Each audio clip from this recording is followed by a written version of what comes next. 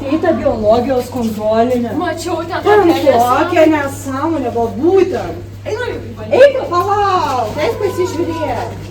Gerai. Ai, jo. Tai viskas yra gerai. Einam. Sakei, pavalgyti. Jau užsakiau, dabar galėsim pavalgyti. Opa. Vienuočių, kažkaip yra. Nežinau. Da pinigų. Oho. Gal pasiemam?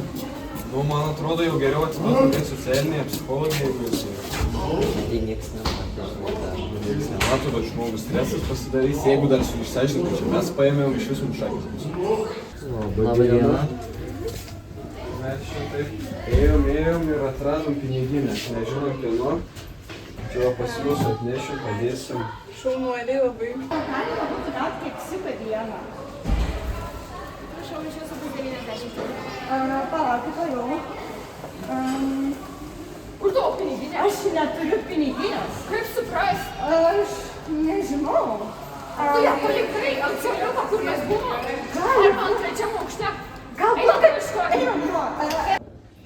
Nu, kur aš tą piniginę galėjau palikti? Aš nesuprantu. Nežinau, gal einam pas psichologės patikrinti, gal tenais kas nors atnešė. Tu galvoji padės. Nu gal, vis tik pabandyti reikia. Nu, Einam. gerai, einam. Labą dieną. Labą dieną. Gal matėte tokią juodą piniginę? Gal kažkas buvo atnešęs? Taip, palauk. Šitą? Taip. Pažiūrėsiu, kieno čia gal bus. Čia į tavo, ne? Taip. Tai jo atitinka. Gerai. Ačiū Jums labai. O gal žinote, kas ją atnešė, kad galėčiau atsilyginti? Kažkas iš 9 klasės, man atrodo, Magirdas ir Titas. Svarbu išlikti sąžiningam, net kai niekas tavęs nestebi.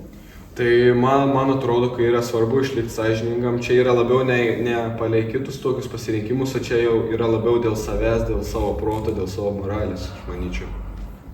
Kada būna sunkiausia elgtis teisingai?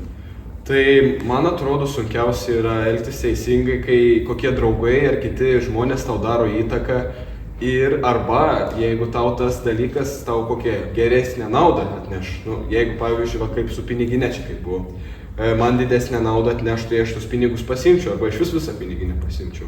Bet aš geriau ją atidaviau. Ar sąžiningumas reikalauja drąsos? Tai man atrodo, kad reikalauja drąsos, nes tu vis tiek turi kažkam kažką pasakyti, kažką, kaip ten kas atsitiko, ką tu radai.